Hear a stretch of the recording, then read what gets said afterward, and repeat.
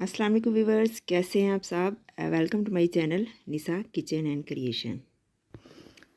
Viewers, channel का मकसद just जो है ना कुकिंग ही नहीं है।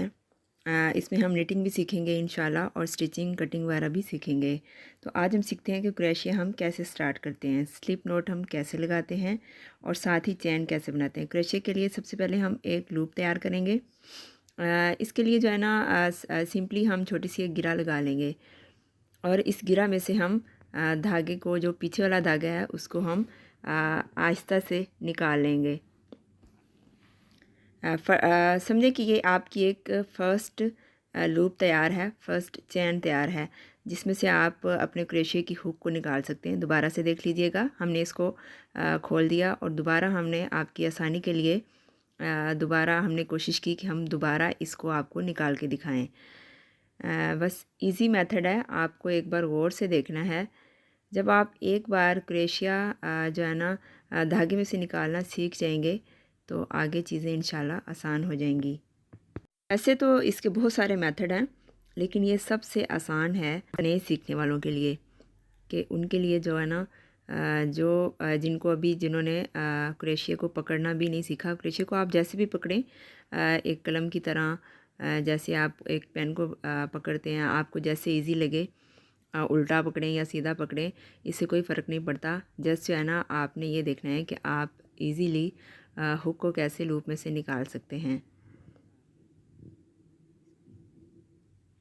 यूँ हमने ये समझें, पहले हमने एक बल लिया इसमें से, इसको बल लेना कहते हैं।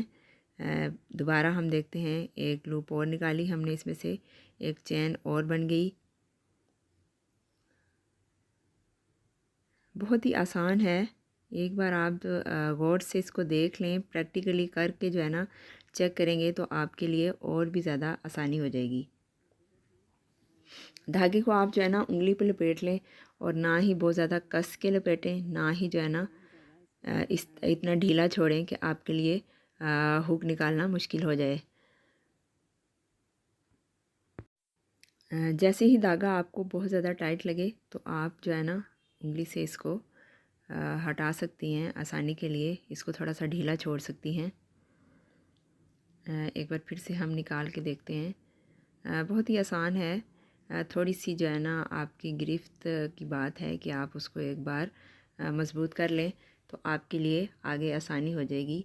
नेक्स्ट में भी हम इंशाल्लाह सीखेंगे। अभी एक जस्ट जो है ना स्लिप नोट है, स्टार्ट है इसका। जब हम ये सीख लेंगे तो हम आगे बढ़ेंगे डबल क्रोशिया की तरफ, सिंगल क्रोशिया की तरफ।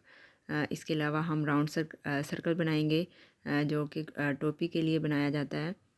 हम वो सीखेंगे कि वो हम कैसे बनाएंगे। लेकिन बेसिक चीज़ यही है, इसी से जो है ना कुछ भी हम बनाएं तो स्टार्ट हम इसी से करते हैं। चाहे हम स्वेटर बनाएं, चाहे हम टोपी बनाएं या जर्सी वगैरह कुछ भी हम क्रिएट करें, तो उसका स्टार्ट जो है ना वो यहीं से लिया जाता है।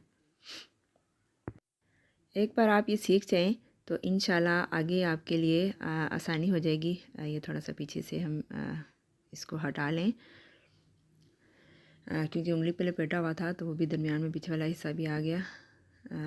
बेसिक हम सीख लें तो आगे हम बस एक बार देखने की देर है, तो खुद ब खुद जो है ना चीज़ हम क्रिएट कर सकते हैं। कोई भी डिज़ाइन एक बार देखें तो आपको खुद से ही वो डिज़ाइन बनाना आ जाता है। आपको क्रोशिया से रिलेटेड बहुत सारी वीडियोस मिलेंगी यूट्यूब पे, स्टार्ट लेना भी होगा, लेकिन मोस्टली जो है ना इंग्लिश में होती हैं, तो आपके लिए कुछ लोगों के लिए समझना जो है ना थोड़ा सा मुश्किल हो जाता है। ये हमने एक चैन क्रिएट कर ली, बहुत ही इजी है।